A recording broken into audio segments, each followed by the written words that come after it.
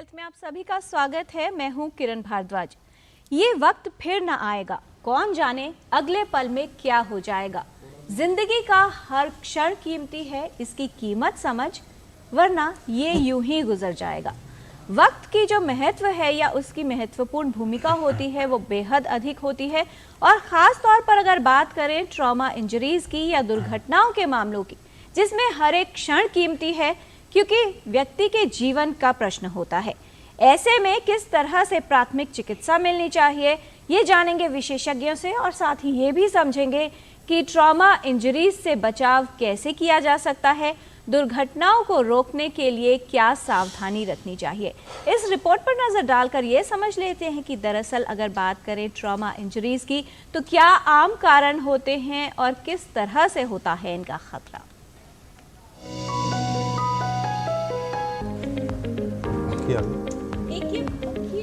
आघात विश्व भर में मृत्यु और विकलांगता का बड़ा कारण है। वैसे तो आघात की कई वजह हो सकती है, लेकिन विश्व भर में आघात का प्रमुख कारण सड़क दुर्घटनाएं हैं। शारीरिक आघात या चोट यानी शरीर को किसी भी प्रकार से नुकसान होना, जिसके कई कारण हो सकते हैं। घर, ऑफिस या कार्यस्थल पर दुर्घटना, खेल के दौरान क्षति, किसी तरह के उत्पात, मारपीट या लड़ाई झगड़े में चोट लग सकती है, नुकीली वस्तु आघात पहुंचा सकती है, छत या ऊंचाई से गिरना, तेज गति से वाहन चलाना, शराब पीकर वाहन चलाना, सड़क पर पैदल चलते समय या वाहन चलाते समय मोबाइल का प्रयोग, सड़क पार करते समय सावधानी न रखना, हेलमेट व सुरक्षा उपकरणों का प्रयोग न करना और यातायात के नियमों का पालन न करना, ये आघात और गंभीर चोट के संभावना को बढ़ा देते हैं। ऐसे में प्राथमिक चिकित्सा जरूरी है, साथ ही व्यक्ति को सुरक्षित तरीके से अस्पताल पहुंचाना भी आवश्यक है। दुर्घटना में यदि व्यक्ति का कोई अंग कट जाए या विकृति हो जाए तो ऐसे में प्लास्टिक सर्जरी द्वारा विकृति को ठीक किया जा सकता है। सावधानी रखना, ट्रैफिक नियमों का पालन करना और कार्यस्थल पर सतर्क रहना आवश्यक है। सभी को किसी भी तरह के चोट या आघात के लिए आवश्यक सावधानी रखनी चाहिए। किरण भारद्वाज, डीडी न्यूज।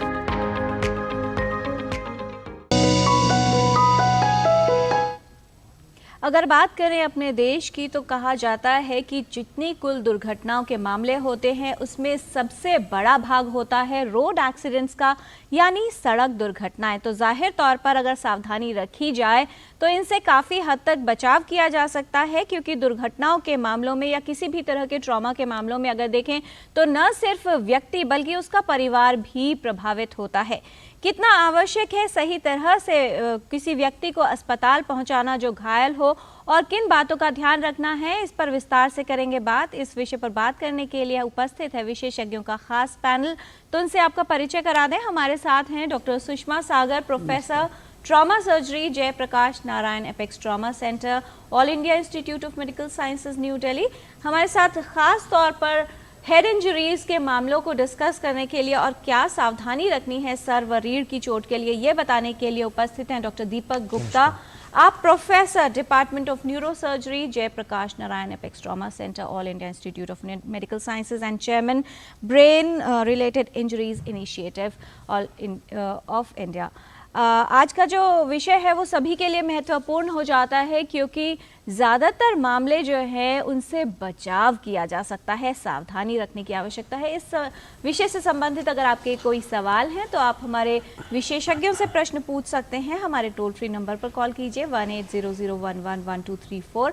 आप अपने प्रश्न ईमेल के माध्यम से भी हम तक पहुंचा सकते हैं। हमारा ईमेल एड्रेस है ddnewstotalhealth@gmail.com। तो आइए जानकारी की शुरुआत करते हैं और समझते हैं कि किस तरह से बचाव किया जा सकता है, और ख़ास तौर पर जो ट्रॉमा इंजरीज के मामले हैं उनमें फर्स्ट एड और मैनेजमेंट कैसे होना चाहिए। सबसे पहले डॉक्टर सुषमा सागर आपसे समझें कि जब ट्रॉमा इंजरीज की बात होती है, आघात की बात होती है, कितनी बड़ी चुनौती आपको लगती है? अगर अपने देश की स्थिति देखें, जागरूकता का स्तर देखें, कितना कार्य करने की आवश्यकता है? देखिए, रोड ट्रैफिक इंजरीज जो हैं वो एक इस तरह की बीमारी है जो कि सिर्फ प्रिवेंशन के द्वारा ही हम बहुत सारी चीज़ों को बचा सकते हैं, बड़े सारे व्यक्तियों की जान बचा सकते हैं। इस बार हमने अभी 17 अक्टूबर को अपना वर्ल्ड ट्रॉमा डे मनाया था और उसमें जो इस बार का थीम था कि टाइमली रिस्पॉन्स सेव्स लाइफ। यदि समय पर किसी भी व्यक्ति को अस्पताल पहुंचाया जाए या समय पर उसकी मदद करी जाए तो हम बहुत सारी जानें बचा सकते हैं। और इस चीज़ की हमारे यहाँ पर बहुत ज़्यादा कमी है।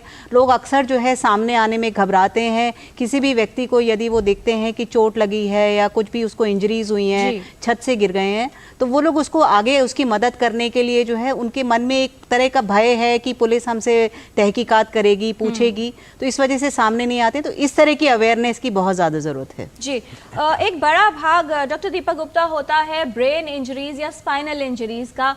रोड ट्रैफिक एक्सीडेंट्स के अलावा और कौन से मुख्य कारण हैं जो इस तरह की गंभीर चोटों के लिए जिम्मेदार हैं?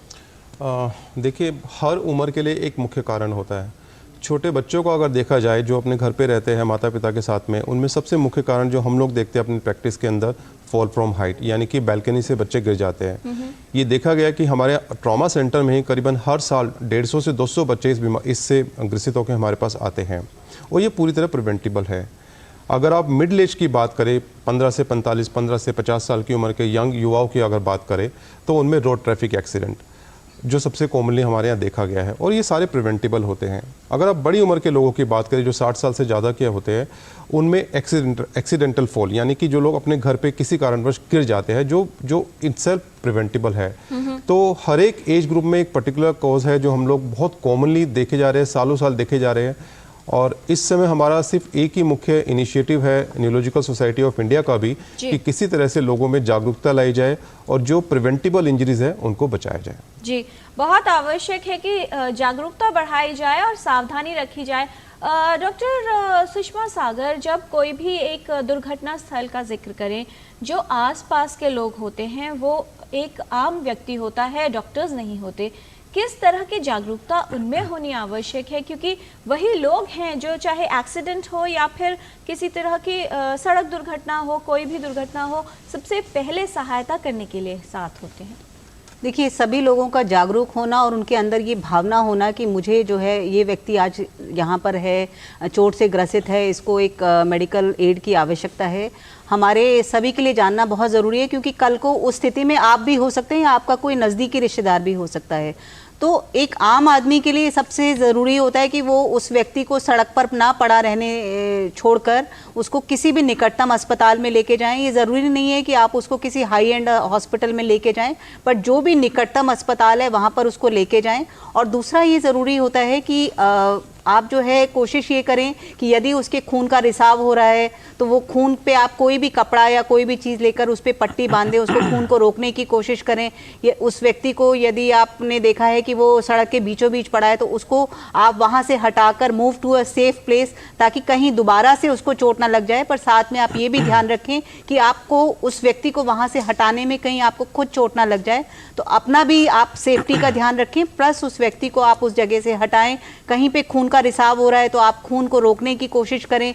लगता है आपको कि हाथों या पैरों में कोई विकृति नज़र आ रही है, आपको लगता है कि उसको में फ्रैक्चर हो सकता है, तो आप उसको स्प्लिंट करने की कोशिश करें। अगर हाथ है तो आप हाथ को बॉडी के साथ उसको चिपका सकते हैं। दोनों पैर हैं तो दोनों पैरों को आपस में बांध सकते हैं। जैसे कि हमने देखा है कि यदि उंगली में चोट लगी होती है तो हम 2 उंगलियों को आपस में स्ट्रैप कर देते हैं, दूसरी उंगली जो है उसके लिए बड़ी का काम करती है। तो इसी तरह से ये छोटी छोटी चीज़ें हैं जिसकी की ट्रेनिंग सभी लोगों को, बेसिक लाइफ सपोर्ट की ट्रेनिंग हर व्यक्ति को होनी चाहिए, हर स्कूली बच्चों को होनी चाहिए, हर कॉलेज के सदस्यों को होनी चाहिए।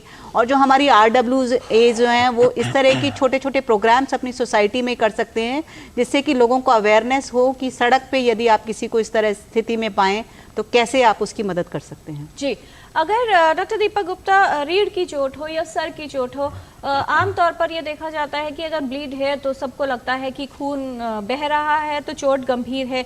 लेकिन बहुत से मामलों में ऐसा देखा गया कि जो व्यक्ति सभी घायलों को अस्पताल लेकर पहुंचा क्योंकि सामने चोट नजर नहीं आ रही थी, उसकी तरफ किसी ने ध्यान नहीं दिया।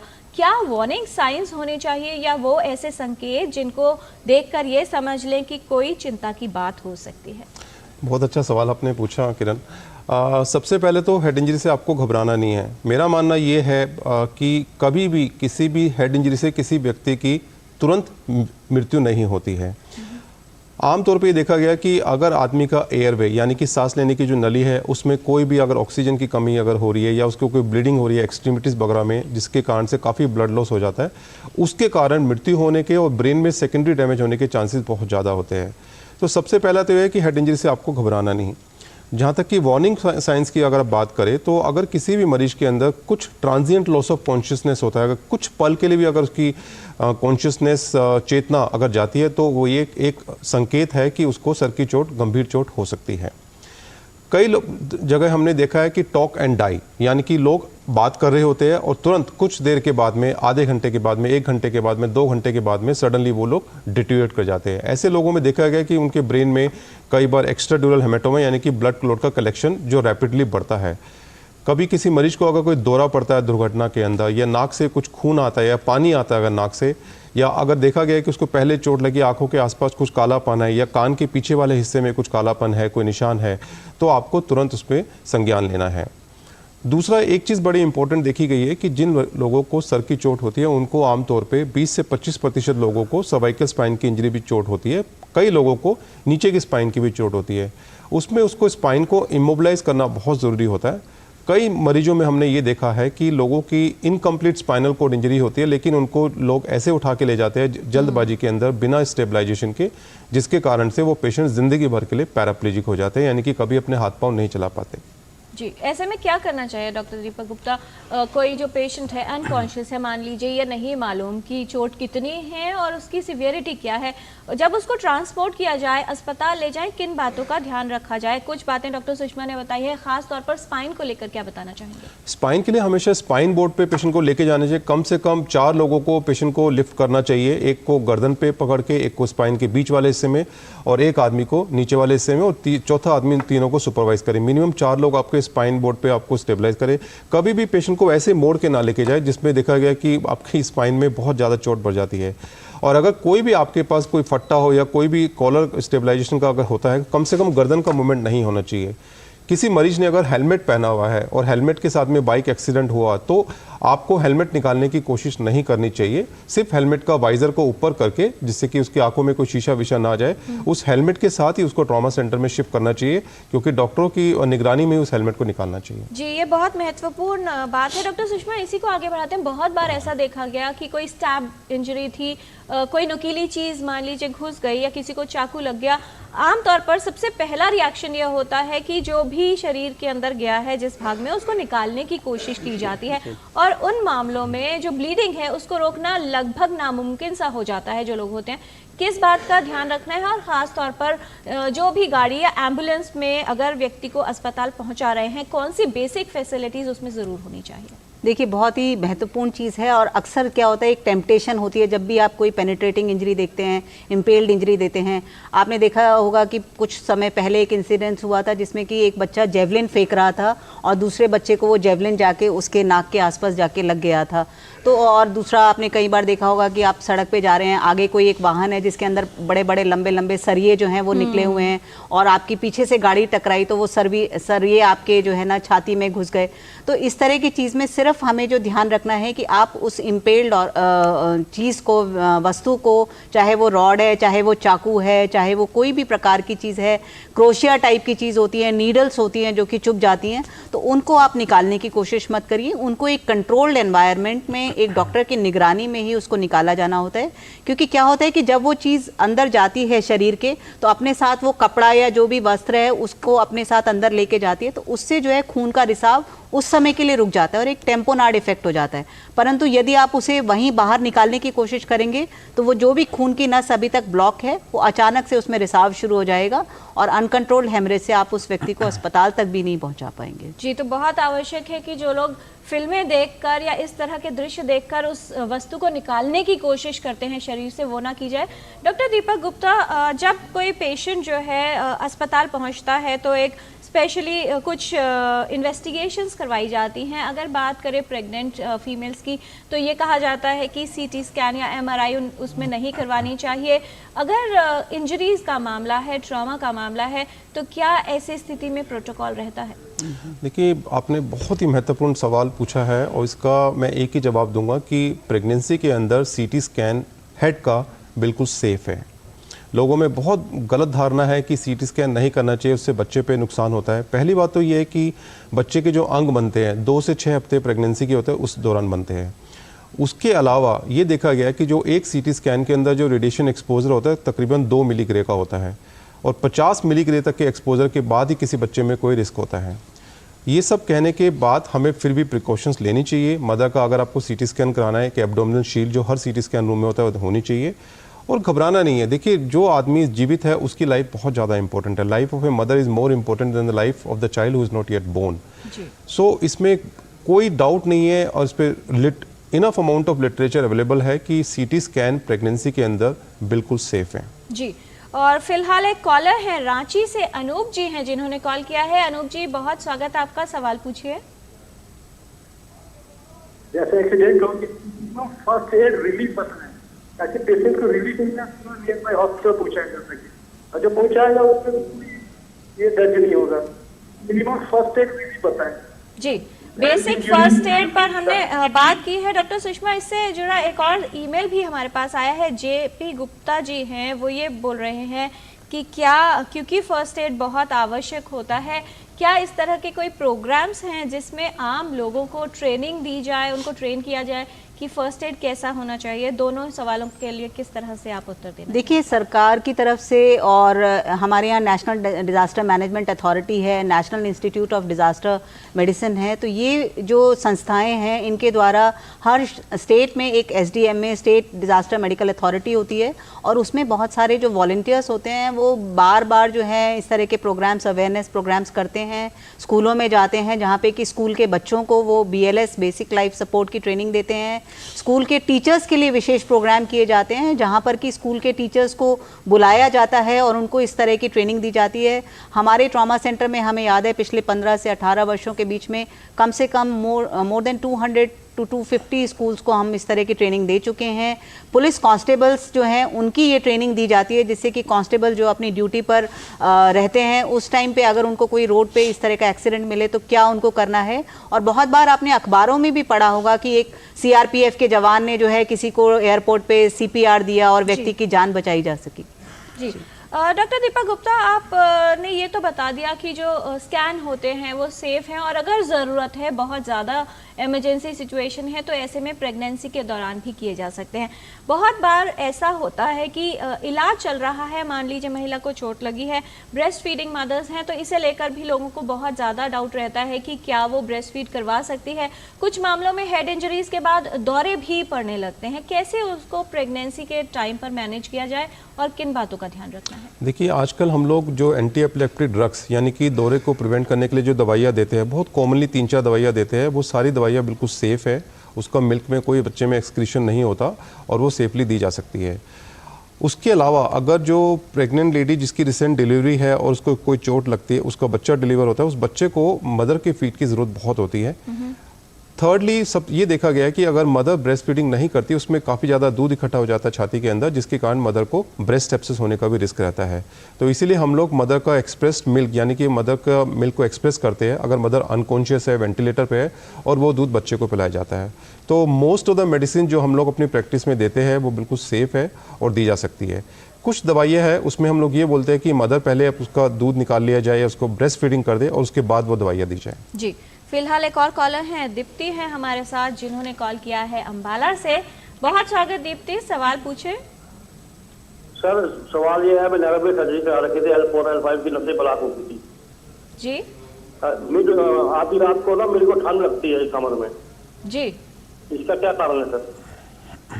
आधी रात को ठंड लगती है? हाँ जी, हाँ जी, हाँ जी। क्या इस आपकी कोई एक्सीडेंट या इंजरी भी पहले कभी हुई है आपको? नहीं, इंजरी हो रखी है ना, नैरो में सर्जरी हो रखी है कमर की। सर्जरी हुई है कमर की, ठंड लगती है। डॉक्टर दीपक गुप्ता, क्या कहना चाहेंगे आप इन्हें? देखिए, इन दोनों चीज़ों का कोई संबंध नहीं है। मैं चाहूँगा कि अगर आप अपने आसपास के किसी फिजिशियन को दिखाएं इसके लिए कि आपको कोई हाइपोथायरॉयडिज्म तो नहीं है, कोई और कोई मेडिकल इलनेस नहीं है जिसके कारण से बहुत ज़्यादा ठंड लगती है, उसके कारणों का पता करना पड़ेगा। लेकिन लंबर डिस्क की जो सर्जरी है उससे इसका कोई ताल्लुकात नहीं है। जी डॉक्टर सुषमा सागर, एक और प्रश्न है जो हमारे पास ईमेल से आया है कि क्या एक्सीडेंट के केसेस में कोई हॉस्पिटल, चाहे गवर्नमेंट हो या नर्सिंग होम हो, उस व्यक्ति को मना कर सकता है एडमिशन के लिए, और अगर ऐसा होता है तो फिर कहाँ शिकायत की जाए?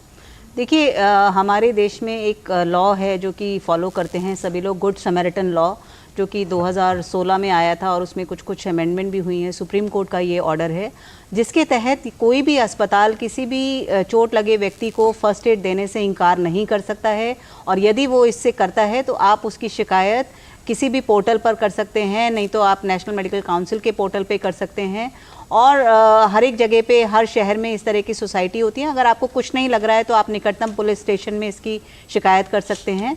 ना केवल अस्पताल की ये जिम्मेदारी होती है, बल्कि जो व्यक्ति उसको, मरीज को अस्पताल तक लेके जा सकता है, उसको हम लोग गुड समैरिटन बोलते हैं। मतलब उस व्यक्ति ने निस्वार्थ भाव से किसी भी चोट लगे व्यक्ति को अस्पताल में पहुंचाया है, तो उससे कोई भी पुलिस द्वारा या किसी भी अस्पताल के कर्मचारी द्वारा कोई पूछताछ नहीं की जाएगी, उसका नाम पता भी जानने की कोशिश नहीं की जाएगी।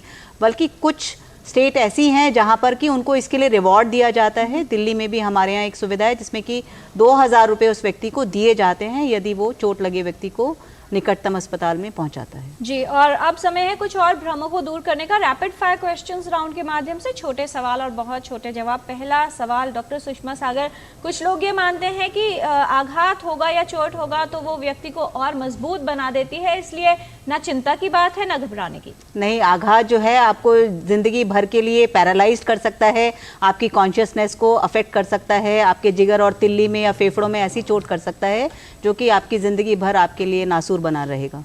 डॉक्टर दीपक गुप्ता, क्या सिर्फ सड़क दुर्घटनाएं ही आघात का प्रमुख और सिर्फ कारण है? ये एक मुख्य कारण है, इसके अलावा भी कई कारण होते हैं। डॉक्टर सुषमा सागर, बहुत से लोग ये समझते हैं कि जो सड़क दुर्घटनाएं होती हैं वाहन चलाते समय सिर्फ उन लोगों की होती है जो लर्नर्स होते हैं, यानी सीख रहे हैं।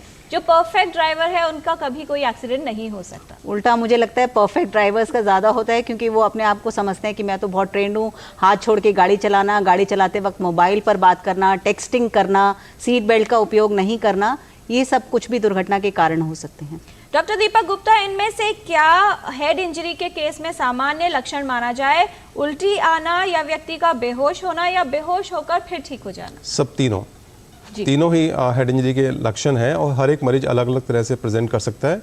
किसी भी सिम्टम को चोट लगने के बाद आपको इग्नोर नहीं करना और कम से कम एक निकट के अस्पताल में एक न्यूरोसर्जन को दिखाना आवश्यक है। डॉक्टर सुषमा सागर, जो घायल व्यक्ति है अगर उसको तुरंत चलाने की कोशिश की जाती है बहुत बार, क्या ऐसा करना उपयोगी होगा? जी नहीं, उसको चलाने की बिल्कुल कोशिश मत करें। किसी भी जगह उसको लिटा दिया जाए और कोशिश करिए कि उसको सही सुविधा में उसकी स्पाइन का ध्यान रखते हुए निकटतम अस्पताल में पहुंचाया जाए। अगर व्यक्ति बेहोश है तो क्या उसे पानी पिलाने की कोशिश करने से कुछ उपयोगिता हो सकती है, बेहतर हो सकता है? ये बहुत ही इम्पोर्टेंट सवाल है। कृपया पानी मत पिलाइए, चाहे चोट लगी है चाहे दौरा पड़ा है, क्योंकि अस्पताल में हो सकता है उसको किसी भी तरह की इंटरवेंशन की ज़रूरत हो। उसमें अगर उसने वो पानी पी लिया है तो वो डिले हो सकता है। दूसरा, उस समय हमारे शरीर के रिफ्लेक्सेस पुअर होते हैं, तो वो जो पानी आप पिला रहे हैं वो खाने की नली के बजाय सांस की नली में जा सकता है। डॉक्टर दीपक, क्या हेड इंजरी अगर है, चोट नजर आए वही गंभीर होती है? जी बिल्कुल नहीं। काफ़ी सारी हेड इंजरी में बाहर कोई चोट नहीं होती है, लेकिन जब पेशेंट का सीटी स्कैन करते हैं उसमें चोट का पता चलता है। तो अगर मरीज को किसी भी तरह के कोई सिम्टम है तो आपको तुरंत दिखाना है और सीटी स्कैन कराना बहुत ज़रूरी है हर हेड इंजरी के अंदर। जी डॉक्टर सुषमा सागर, अगर कोई भाग जो है शरीर का वो कट के अलग हो गया है, उस स्थिति में क्या ध्यान रखना है? शरीर का कोई भी भाग अगर कट के अलग हो गया है तो उसको एम्पुटेटेड पार्ट बोलते हैं। तो उस पार्ट को आपको जो है कोशिश करिए कि आप अस्पताल में उसको साथ में लेके जाएं, उसको कुछ नहीं करना है, आप एक साफ कपड़े में लपेटिए और उस कपड़े में लपेटने के बाद उसको एक प्लास्टिक की थैली में रख लीजिए और उस प्लास्टिक की थैली को फिर आप जो है एक और थैली में रखिए जिस थैली में की बर्फ होगी। तो डायरेक्टली बर्फ के कांटेक्ट में न रख के आपको 2 थैलियों के द्वारा उसको आप अस्पताल में ले जाइए और डॉक्टर कोशिश करेंगे कि उसको जोड़ा जाए। डॉक्टर दीपक गुप्ता, जिस विक्टिम को या घायल को अस्पताल ले जाना है, ऐसे मामले में क्या ध्यान रखें? सबसे पास का अस्पताल या एक स्पेशलाइज्ड बड़ा सेंटर? सबसे पास का अस्पताल, कम से कम पेशेंट का ABC यानी कि एयरवे ब्रीदिंग सर्कुलेशन वहाँ सिक्योर हो सकता है। सभी अस्पतालों में सुविधा उपलब्ध है और जब मरीज के ब्लड प्रेशर और उसकी सांस लेने की प्रक्रिया बिल्कुल इन प्लेस हो जाती है तो उसके बाद में उसको स्पेशलाइज्ड सेंटर में वहाँ के डॉक्टर बात करके तभी उसको रेफर करें। डॉक्टर सुषमा सागर, अगर कोई नुकीली चीज शरीर में चली गई है तो क्या उसको बाहर निकालें या नहीं? ये हम डिस्कस कर चुके हैं कि आप उसको कृपया निकालने की कोशिश मत करिए। डॉक्टर अपने कंट्रोल्ड एनवायरनमेंट में, ऑपरेशन में या माइनर OT में उसको निकालें। डॉक्टर दीपक गुप्ता, महिलाएं जो 2 व्हीलर में पीछे बैठती हैं, पिलियन राइडर होती हैं, उनके लिए हेलमेट पहनना अनिवार्य नहीं होता, ऐसा बहुत से लोग मानते हैं। बिल्कुल गलत।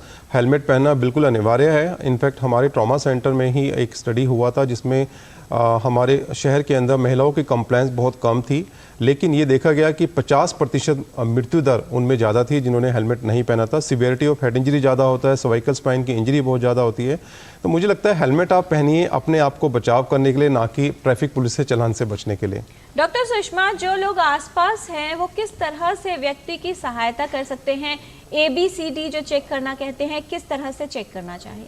देखिए, जो व्यक्ति है आप सबसे पहले तो उसको move to a safe place, अगर वो रोड के बीचों बीच पड़े हैं या जहाँ पे भी हैं उसको आप एक सेफ प्लेस पे ले जाइए। आप देखिए क्या उसकी सांस चल रही है कि नहीं चल रही है, उसकी छाती में मूवमेंट हो रही है कि नहीं हो रही है।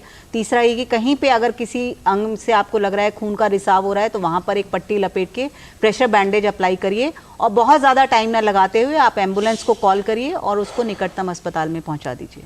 डॉक्टर दीपक गुप्ता, क्या संदेश देना चाहेंगे उन तमाम लोगों को जो ये सोचते हैं कि वो सुरक्षित हैं तो सब ठीक है? कैसे बचाव किया जा सकता है और क्या सावधानी बचाव के लिए? आज मैं आप सब लोगों से एक रिक्वेस्ट करना चाहता हूं कि सबसे पहले अपने घर के बच्चों का ध्यान रखिए। हमारे ट्रॉमा सेंटर में और हमारी न्यूरोलॉजिकल सोसाइटी ऑफ इंडिया ने एक कैंपेन शुरू करी है, सेफ बैल्कनी सेफ चाइल्ड, यानी कि सुरक्षित छज्जा सुरक्षित बच्चा।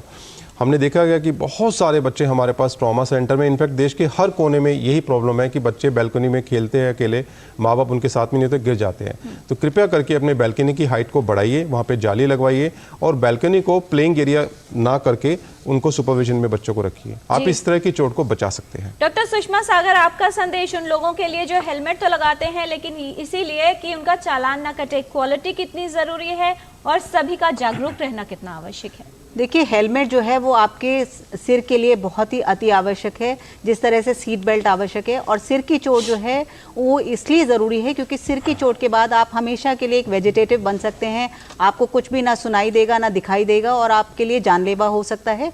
बाकी चोटों का इलाज संभव है पर सिर की चोट का इलाज काफ़ी गंभीर होता है, इसका ध्यान रखना बहुत ज़रूरी है। जी, क्या है आपका संदेश एक वाक्य में उन लोगों के लिए जो सामान्य लोग हैं लेकिन किसी के लिए जीवन की सुरक्षा का कारण बन सकते हैं? देखिए, सभी लोगों के लिए अवेयर होना ज़रूरी है, बेसिक लाइफ सपोर्ट के बारे में हमें जानकारी होनी चाहिए और हमें ये याद रखना चाहिए कि आज जो व्यक्ति सड़क पर पड़ा है कल आप भी वहाँ पर हो सकते हैं।